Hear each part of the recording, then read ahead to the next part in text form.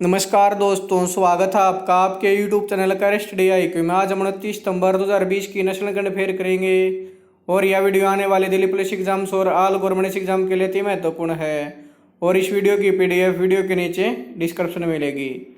आज का पहला प्रश्न है, टाइम मैगजीन द्वारा जारी 100 सबसे प्रभावशाली लोगों की सूची में किस भारतीय को शामिल किया गया है?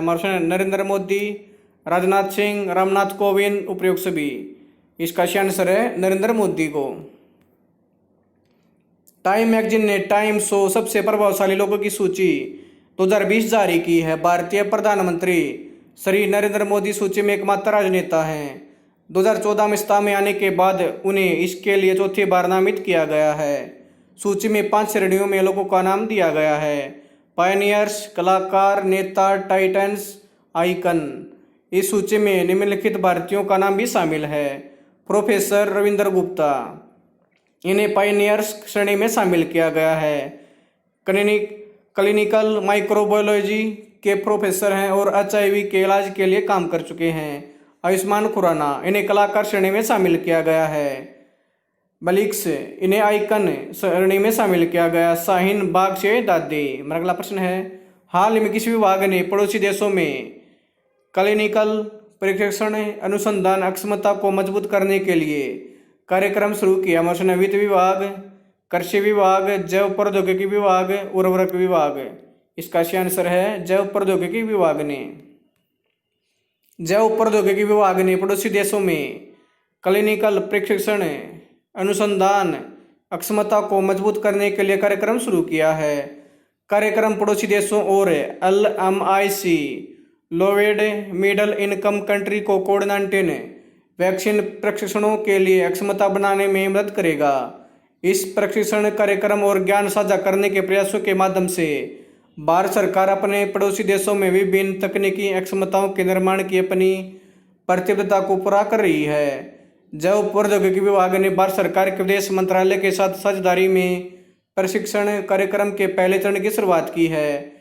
इन प्रशिक्षणों का उद्देश्य ICH-GCP के अनुपालन में नैदानिक प्रशिक्षण करने के लिए अपनी नैदानिक प्रशिक्षण अक्षमताओं को बढ़ाने और मजबूत करने के लिए शोधकर्ताओं और अन्वेषक टीमों का समर्थन करना होगा। हमारा अगला प्रश्न है, हाल ही में विश्व फार्मासिस्ट दिवस कब बनाया गया?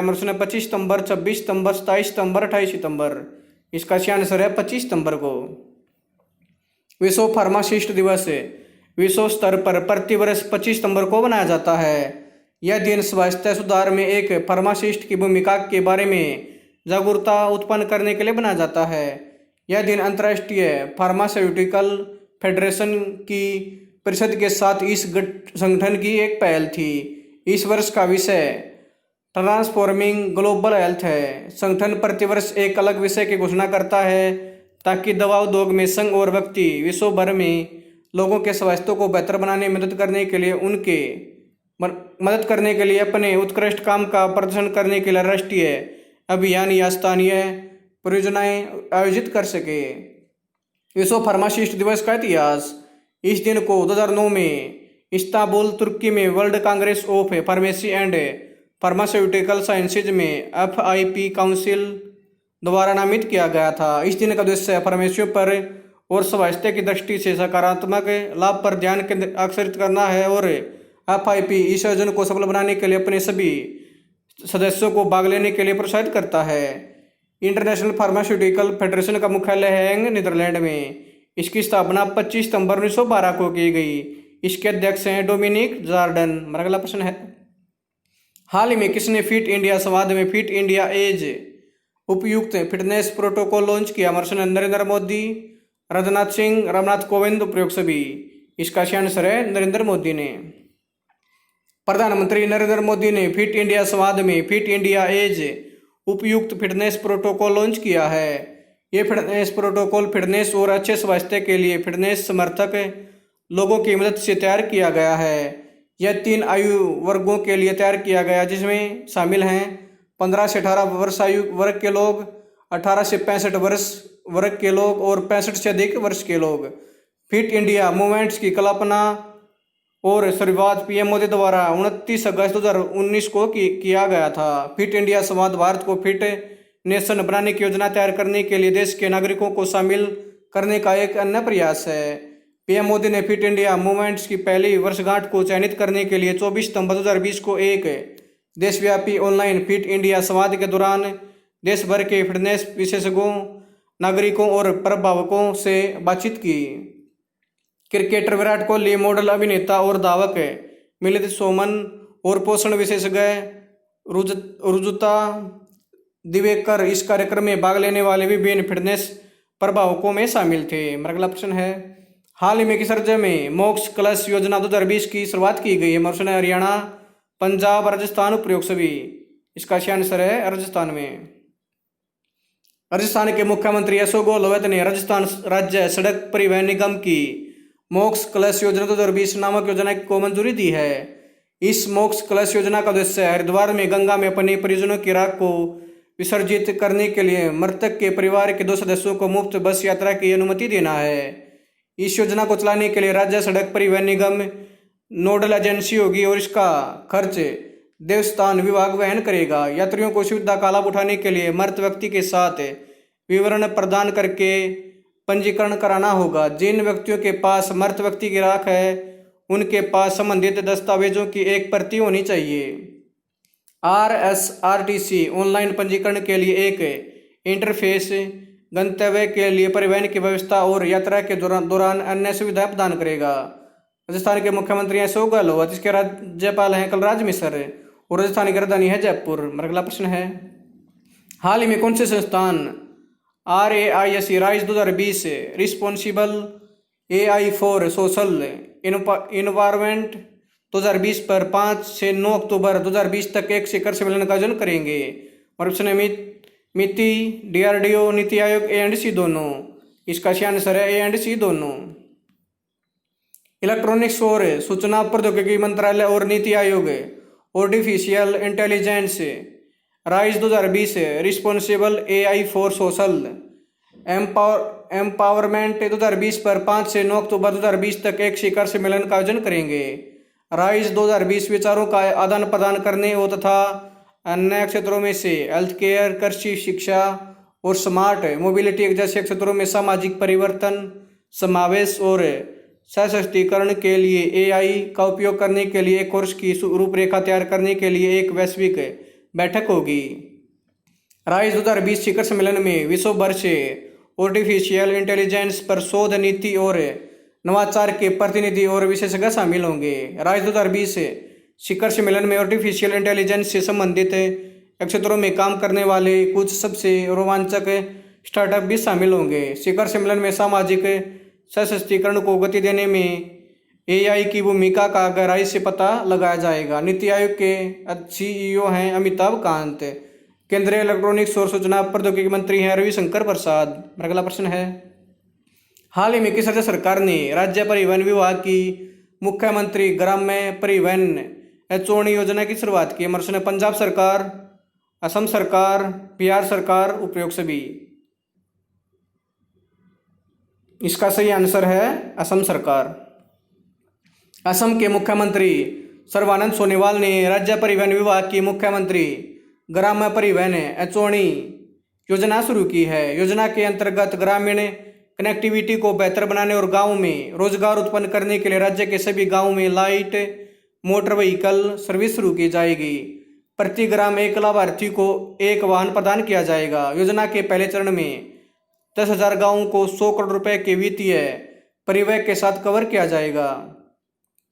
राज्य सरकार पात्र उद्यमियों को वाहन की लागत का 25% या 1 लाख रुपए जो भी कम हो की आर्थिक सहायता देगी। असम के मुख्यमंत्री हैं सर्बानंद सोनोवाल। इसके राज्यपाल हैं जगदीश मुखी। अगला प्रश्न है, हाल ही में किस पहल के अंतर्गत पाठ्यचर्या सुधार और राष्ट्रीय पाठ्यचर्या की रूपरेखा और शिक्षा शास्त्र पर एक राष्ट्रीय वेबिनार आयोजित किया गया था? आरोग्य पहल, शिक्षक पर्व पहल, कर्तव्य पहल, इनमें से कोई नहीं। इसका सही आंसर है शिक्षक पर्व पहल। शिक्षक पर्व पहल के अंतर्गत पाठ्यचर्या सुधार और राष्ट्रीय पाठ्यचर्या की रूपरेखा और शिक्षा शास्त्र पर एक राष्ट्रीय वेबिनार आयोजित किया गया था। वेबिनार का आयोजन नई शिक्षा नीति NEP 2020 की मुख्य विशेषताओं को उजागर करने के लिए किया गया था। इस स्तर के लिए लक्षित लाभार्थी समूह थे प्री स्कूल और लोअर प्राइमरी शिक्षक, स्कूलों के अध्यक्ष, माता पिता, सभी राज्य केंद्र शासित प्रदेश शिक्षा विभाग। शिक्षकों को सम्मानित करने और नई शिक्षा नीति 2020 को आगे बढ़ाने के लिए 8 सितंबर से 25 सितंबर 2020 तक शिक्षक पर्व बनाया जा रहा है। केंद्रीय शिक्षा मंत्री रमेश पोखरियाल निशंक। हमारा अगला प्रश्न है, हाल ही में आयुष मंत्रालय ने किस बोर्ड के साथ औषधीय पौधों की खेती को बढ़ावा देने के लिए प्रमुख आयुष और हर्बल उद्योग निकायों के साथ एक समझौता ज्ञापन पर हस्ताक्षर किए हैं? हमारा ऑप्शन है DRDO, इसरो, NMPB, ICMR। इसका सही आंसर है NMPB।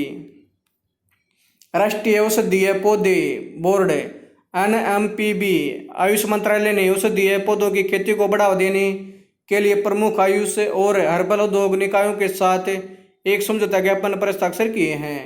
इसके माध्यम से आयुष मंत्रालय गुणवत्तापूर्ण कच्चे माल की सतत आपूर्ति आयुष,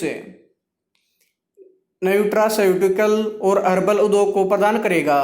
उद्योग ने NMPB को आश्वासन दिया कि वे NMPB समर्थित औषधीय पौधों की खेती और संग्रह कार्यक्रमों पर किसानों, संग्रहकर्ताओं को बायबैक गारंटी प्रदान करेंगे। समझौता ज्ञापन पर हस्ताक्षर करने वाले उद्योग निकायों में ADMA Ayurvedic Drug Manufacturers Association Mumbai, AMAM Ayurvedic दवाओं के निर्माण के लिए association New Delhi, AMMOI Ayurvedic Medicine Manufacturers Organisation of India Thrissur, AHNMI Association for Herbal and Nutraceutical Manufacturers of India Mumbai, FICCI Federation of Indian Industries New Delhi और CII भारतीय उद्योग परिसंघ नई दिल्ली शामिल हैं। आयुर्वेद, योग और प्राकृतिक चिकित्सा, यूनानी, सिद्ध और हेम्योपैथी आयुष राज्य मंत्री हैं श्रीपाद येसो नाइक। हमारा अगला प्रश्न है, हाल ही में प्रख्यात गायक SP बालासुब्रमण्यम का निधन कितने वर्ष की आयु में हो गया? हमारा 74 वर्ष, 84 वर्ष, 88 वर्ष, 99 वर्ष। इसका सही आंसर है 74 वर्ष। महान गायक SP बालासुब्रमण्यम का निधन 74 वर्ष की आयु में हो गया है। उन्होंने 1966 में तेलुगु फिल्म सरी मरियाडा रमन्ना से अपना गायन शुरू किया। उन्होंने तेलुगु, तमिल, मलयालम, कन्नड़ और हिंदी सहित 16 भाषाओं में 40,000 से अधिक गाने गाए हैं। SP बालासुब्रमण्यम ने शंकर बर्मन के लिए अपना पहला राष्ट्रीय पुरस्कार जीता। दूसरी बार उन्होंने अपने पहले हिंदी गीत तेरे मेरे बीच में फिल्म एक दूजे के लिए राष्ट्रीय पुरस्कार जीता।